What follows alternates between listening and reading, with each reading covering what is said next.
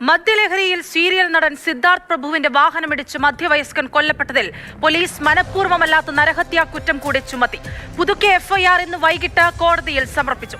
December 24 രാത്രി സിദ്ധാർത്ഥിന്റെ വാഹനമിടിച്ച് ചികിത്സയിൽ കഴിഞ്ഞ ലോട്ടറി ജീവനക്കാരൻ തമിഴ്നാട് സ്വദേശി തങ്കരാജ് ചികിത്സയിലിരിക്കെ ഇന്നലെയാണ് മരണപ്പെട്ടത്. കോട്ടയം നാട്ടകത്ത് കഴിഞ്ഞ മാസം 24 തീയതി രാത്രിയായിരുന്നു സംഭവം. കോട്ടയത്ത് നിന്ന് ചിങ്ങവനം ഭാഗത്തേക്ക് കാറിൽ വരികയായിരുന്നു സിദ്ധാർത്ഥ്. മദ്യലഹരിയിലായിരുന്ന സിദ്ധാർത്ഥ് നിരവധി വാഹനങ്ങളിൽ തട്ടി അപകടമുണ്ടാക്കിയ ശേഷവും നിർത്താതെ മുന്നോട്ടുപോയി. നാട്ടകം കോളേജ് ജംഗ്ഷന് സമീപം നടന്നു പോവുകയായിരുന്ന തമിഴ്നാട് സ്വദേശി തങ്കരാജനെ സിദ്ധാർത്ഥ് സഞ്ചരിച്ച കാർ ഇടിച്ചു വീഴ്ത്തുകയായിരുന്നു.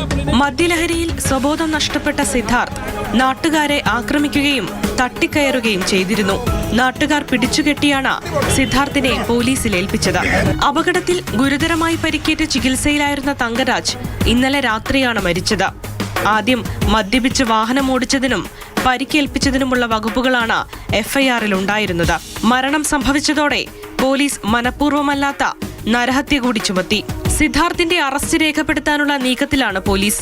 അതേസമയം സിദ്ധാർത്ഥ് ഇപ്പോഴും ഒളിവിലാണ്.